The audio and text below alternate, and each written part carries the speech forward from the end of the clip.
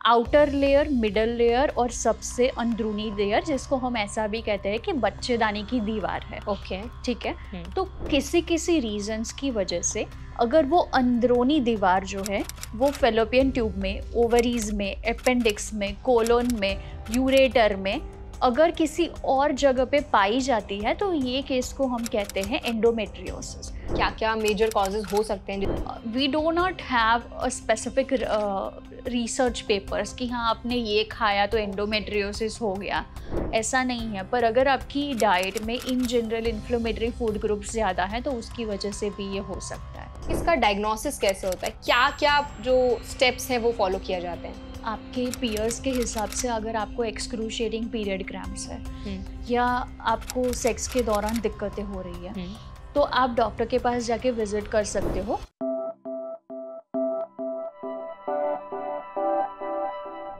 Hi, my name is Varsha Dubey and watching NBT live.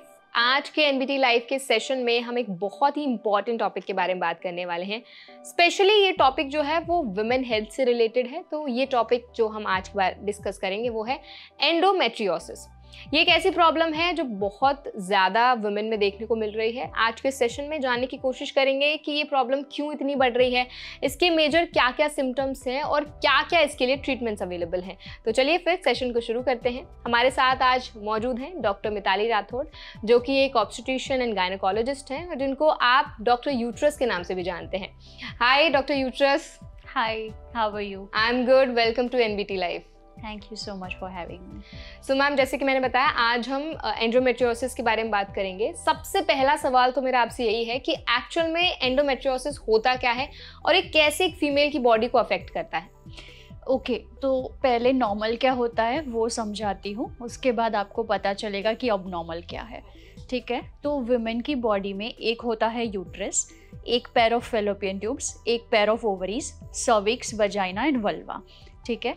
जो uterus हमारा है उसके टोटल 3 लेयर्स होते हैं, आउटर लेयर, मिडल लेयर और सबसे अंदरूनी लेयर, जिसको हम ऐसा भी कहते हैं कि बच्चेदानी की दीवार है। ओके। ठीक है। तो किसी किसी रीजंस की वजह से अगर वो अंदरूनी दीवार जो है वो फेलोपियन ट्यूब में, ओवरीज में, अपेंडिक्स में, कोलोन में, यूरेटर में अगर किसी और जगह पे पाई जाती है तो ये केस को हम कहते हैं एंडोमेट्रियोसिस। तो यूट्रस की अंदरूनी दीवार यूट्रस में ही होनी चाहिए, उसकी जगह पे अलग अलग ऑर्गन्स पे पाई गई हो तो ये केस को हम एंडोमेट्रियोसिस कहते हैं। ओके। और मैम, अगर किसी वुमेन को एंडोमेट्रियोसिस की प्रॉब्लम होती है तो क्या क्या उसके रिस्क फैक्टर्स हो सकते हैं? एक तो है कि कोई से भी रीज़न के, बिना रीज़न के हो सकता है, जेनेटिक्स हो सकता है, हार्मोनल इम्बैलेंस की वजह से हो सकता है, रिट्रोग्रेड मेंस्ट्रुएशन। मतलब ये क्या होता है? रिट्रोग्रेड मेंस्ट्रुएशन मतलब हमारे हर महीने पीरियड्स होते हैं तो यूट्रस से वजाइना के दौरान ब्लड बाहर आता है। कुछ लोगों को वो ब्लड नीचे आने की जगह पे रिवर्स डायरेक्शन में चला जाता है तो उसे हम कहते हैं रिट्रोग्रेड मेंस्ट्रुएशन। तो रिट्रोग्रेड मेंस्ट्रुएशन हाई इन्फ्लेमेशन और हार्मोनल इम्बैलेंस की वजह से भी एंडोमेट्रियोसिस होता है। ओके। एंड जैसे अभी आपने रिस्क फैक्टर्स बताए, क्या क्या मेजर कॉजेज हो सकते हैं जिसकी वजह से एंडोमेट्रियोसिस की प्रॉब्लम वुमेन को फेस करनी पड़ सकती है? एक तो होता है जेनेटिक्स कि अगर आपको मम्मी, मौसी, नानी को है तो आपके 7 to 8 टाइम्स चांसेस बढ़ जाते हैं। ठीक है। फिर अगर आप इन्फ्लेमेटरी डाइट ज़्यादा खा रहे हो, like processed foods, we do not have a specific research papers कि हाँ आपने ये खाया तो एंडोमेट्रियोसिस हो गया, ऐसा नहीं है। पर अगर आपकी डाइट में in general inflammatory food groups ज़्यादा हैं तो उसकी वजह से भी ये हो सकता है। ओके। और मैम, क्या क्या इसके मेजर सिम्टम्स हैं जिनको पहचान कर वुमेन ये आइडेंटिफाई कर सकती है कि हाँ मेरी बॉडी में कुछ तो प्रॉब्लम हो रही है?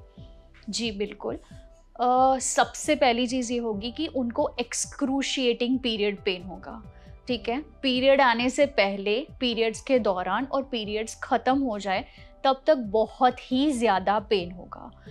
पीरियड के पेन के लिए वो कोई सी भी दवाई खा रही है, मेफ्टिल स्पाज ले लो या पैरासीटामोल या कॉम्बीफ्लेम या कोई सी भी, इतनी ज़्यादा दवाई ले रही है फिर भी दवाई से कोई असर नहीं हो रहा है।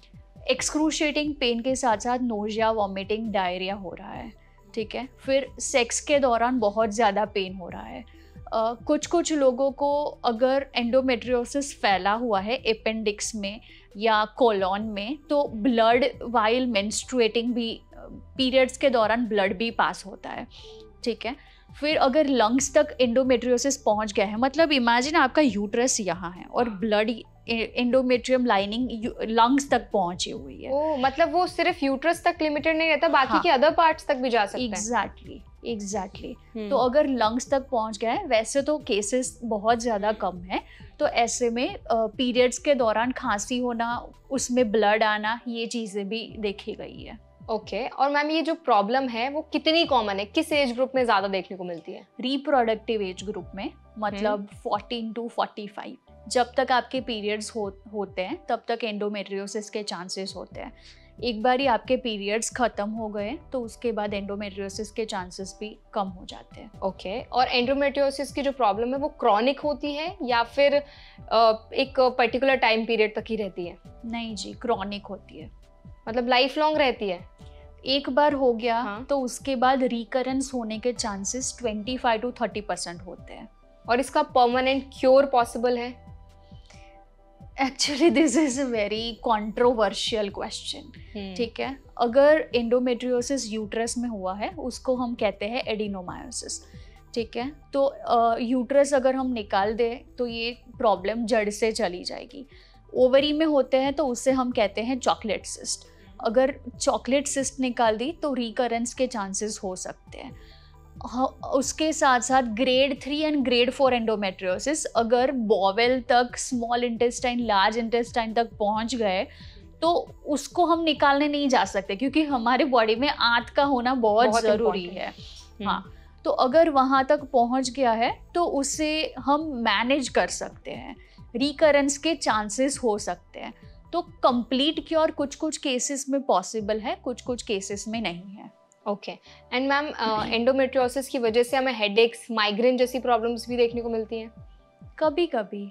ओके मतलब बहुत प्रोमिनेंटली ये सारी चीज़ें नहीं होती हैं? नहीं, period cramps is the most common feature. Okay endometriosis की सबसे सीरियस स्टेज कौन सी होती है? ग्रेड 4। ओके उसमें क्या क्या देखने को मिलता है? उसमें इंटेस्टाइन तक, अदर बॉडी पार्ट्स तक, ब्लैडर, यूरेटर तक पहुंच गया है। तो पीरियड्स के दौरान यूरिन में ब्लड आना, बहुत ज़्यादा क्रैम्प्स होना, जब आप वॉशरूम जाते हो तो वॉशरूम के साथ ब्लड आना, लाइक पी और पूप दोनों के साथ ब्लड आना, एब्डोमिनल पेन होना, क्रैम्प्स होना, नोजिया, वॉमिटिंग होना, ये सारी चीज़ें होती है। ओके सो मैम अभी तो हमने एंडोमेट्रियोसिस के कॉजेज और सिम्टम्स के बारे में बात की। अब मैं आपसे जानना चाहूँगी इसका डायग्नोसिस कैसे होता है, क्या क्या जो स्टेप्स हैं वो फॉलो किया जाते हैं?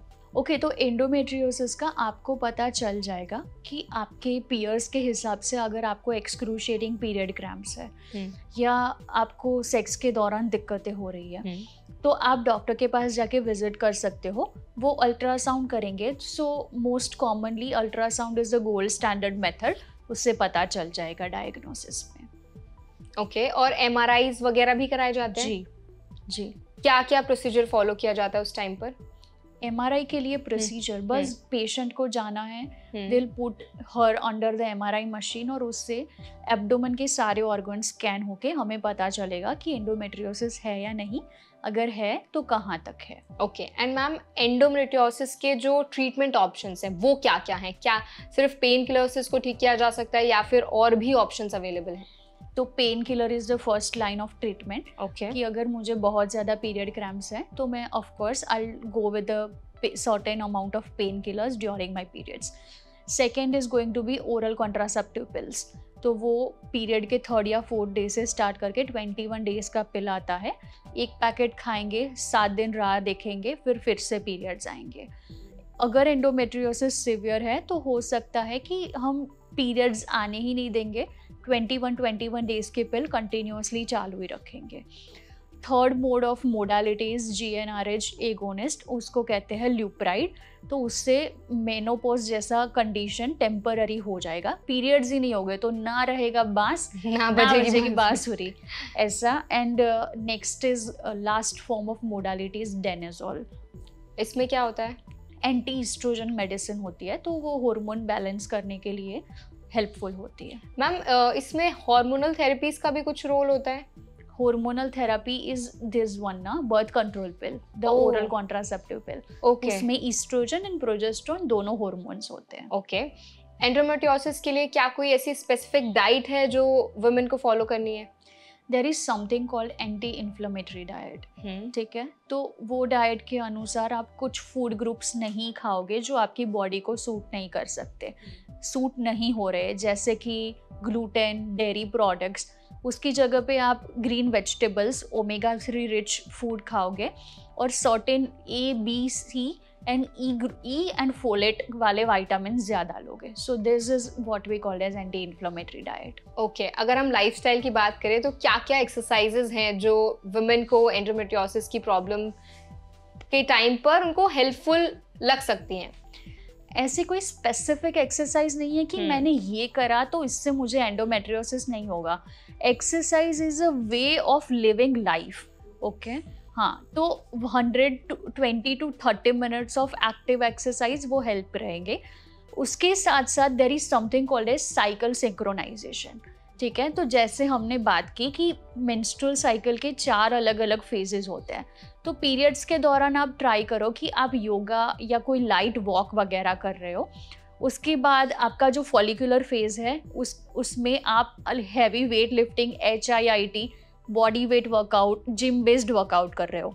और last phase which is called as luteal phase, उसमें अगेन आप लो इंटेंसिटी वर्कआउट कर रहे हो. तो हर फेज के अनुसार वुमेन अलग अलग तरीके के वर्कआउट्स करेंगे. So that is what we called as cycle synchronisation. So that will be helpful. Okay, I think जो भी आपने अभी एक्सरसाइजेस शेयर किए वो हमारी जो वुमेन ऑडियंस है उनको ज़रूर अब इनकॉर्पोरेट करेंगी अपनी नॉर्मल लाइफ में. सिर्फ इस प्रॉब्लम से रिलेटेड ही नहीं बल्कि ओवरऑल लाइफस्टाइल भी उनकी इससे इम्प्रूव होगी, I am sure. Also ma'am, जब हम एंडोमेट्रियोसिस की बात करते हैं तो क्या एंडोमेट्रियोसिस के टाइम पर कंसीव करना डिफ़िकल्ट हो जाता है? जी, अगर ग्रेड 2 ग्रेड 3 है तो डिफ़िकल्ट हो सकता है. ओके, एट लास्ट कोई मैसेज आप हमारी ऑडियंस के साथ शेयर करना चाहेंगी ताकि जो वुमेन है इस प्रॉब्लम से डील कर रही हैं वो थोड़ा अपने आप को काइंड ऑफ उनको पता हो कि उनको क्या करना है क्या नहीं करना है, जो डूज एंड डोंट्स हैं वो थोड़ा शेयर करिए. जी, मैं ये बात कहना चाहूँगी कि सबको पता होता है, ठीक है, एंडोमेट्रियोसिस का सबसे कॉमनेस्ट सिम्टम होता है कि आपको बहुत ज़्यादा क्रैम्प्स आ रहे हैं. तो अगर ये हो रहा है तो ऐसा मत सोचो कि अगर मैं ये पेन बर्दाश्त नहीं करूँगी तो मैं डिलीवरी के टाइम पे कैसे बर्दाश्त करूँगी. That is a common saying कि अगर मेरे से ये पेन नहीं सहा जाएगा तो मैं बच्चे पैदा कैसे करूँगी, या अभी मैं गोली खा रही हूँ तो फिर फ्यूचर में मेरे को फर्टिलिटी कॉम्प्रोमाइज़ होगी या बच्चे नहीं होंगे. तो आई वुड एडवाइज कि डोंट सफ़र इन साइलेंस. अगर आपको लग रहा है कि कोई सी भी चीज़ आपकी रूटीन को डिस्टर्ब कर रही है तो आप वहाँ पे स्टॉप हो जाए और डॉक्टर की सलाह लें. बिल्कुल, thank you so much doctor Mitali. आज आपने हमें और हमारी जितनी भी वुमेन ऑडियंस है उनके साथ एंडोमेट्रियोसिस जैसे टॉपिक पर बात की, उनको क्या डूज एंड डोंट्स फॉलो करने हैं उसको भी आपने मेंशन किया और अपना कीमती वक्त हमें देने के लिए आपका बहुत बहुत धन्यवाद. Thank you. आई होप आज का सेशन आपको हेल्पफुल लगा होगा. अगर आज का सेशन आपको पसंद आया हो तो वीडियो को लाइक करें, ज़्यादा से ज़्यादा लोगों तक शेयर करें और ऐसे और भी वीडियोस देखने के लिए हमारे चैनल को सब्सक्राइब करना ना भूलें.